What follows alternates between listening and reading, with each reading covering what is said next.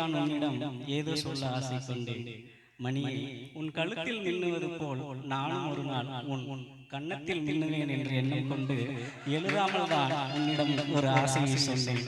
அழகாக உன் செவிகள் கேட்க இதழ்கள் பாட.